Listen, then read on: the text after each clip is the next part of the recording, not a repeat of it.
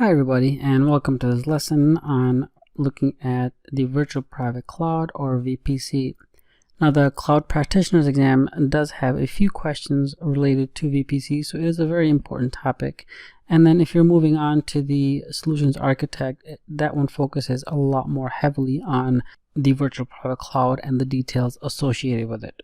So the VPC lets you provision logically isolated sections of the cloud where you can launch resources in a virtual network that you define. You literally have complete control over your vital networking environment, including selection of your own IP address range, subnets, routing tables, and gateways. You can use both IP version 4 and IP version 6 in your VPC for secure and easy access to resources and applications. You can easily customize the network configuration for your VPC. For example, you can create a public-facing subnet for your web servers that has access to the internet, and place your backend systems such as databases or app servers in a private-facing subnet with no internet access.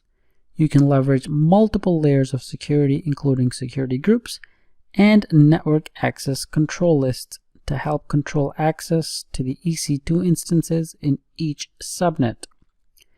Additionally, you can also create hardware VPN connection between your corporate data center and your virtual private cloud, and leverage the AWS cloud as an extension of your corporate data center.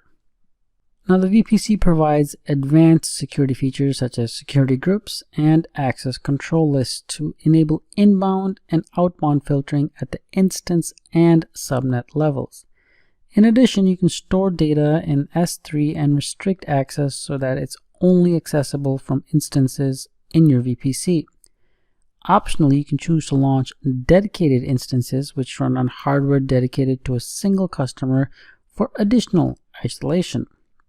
You can create a VPC quickly and easily using AWS Management Console. You can select one of the common network setups that best match your needs and press Start the Wizard, and we'll do that and we'll take a look at the wizard and the different options that are available during the lab that's coming up next. Additionally, it provides all of the same benefits as the rest of the AWS platform in terms of the scalability and reliability. Now, a variety of connectivity options exist for the Amazon VPC. You can connect your VPC to the internet, to your data center, or other VPCs known as VPC peering, based on AWS resources that you want to expose publicly and those that you want to keep private. So for example, you can connect directly to the internet by using public subnets. You can launch instances. You can connect to an internet using a NAT, or a network address translation. Private subnets can be used for instances that you do not want to be directly addressable from the internet. Instances in a private subnet can access the internet without exposing their private IP by routing their traffic through a network address translation, or NAT gateway, in a public subnet. And just an exam tip, always keep in mind that a NAT gateway sits always in a public subnet. You can also connect securely to your corporate data center. All traffic to and from instances in your VPC can be routed to your data center over a encrypted IPsec hardware VPN connection. And again, you can also privately peer VPCs, which is connecting one VPC to another. You can privately connect to SaaS solutions supported by AWS Private Link. Now, just as a side note, Private Link basically simplifies the security of data shared with cloud-based applications by eliminating the exposure of data to the public internet. Private Link provides private connectivity between VPCs, AWS services, and on-prem applications securely on the Amazon network. Now, just some VPC limitations to keep in mind, especially for exam purposes.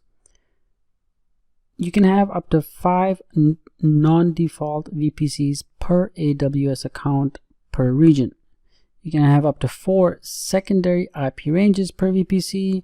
You can create up to 200 subnets per VPC. You can have up to 5 VPC elastic IP addresses per account per region, and you can have up to 10 hardware VPN connections per Amazon VPC. Now, for those of you who are not familiar with what an elastic IP address is, it's basically a static IP4 address designed for dynamic cloud computing. So an elastic IP address is basically associated with your AWS account. With an elastic IP, you can mask the failure of an instance or software by rapidly remapping the address to another instance in your account.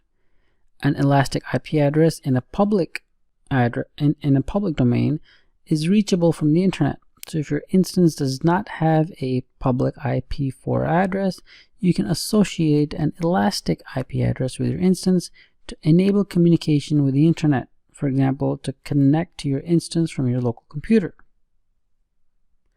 And keep in mind that as of right now, Amazon does not support elastic IP addresses for IP version 6. So let's go ahead and go into our management console and check out some of the other options and configurations that we are able to do with a virtual private cloud.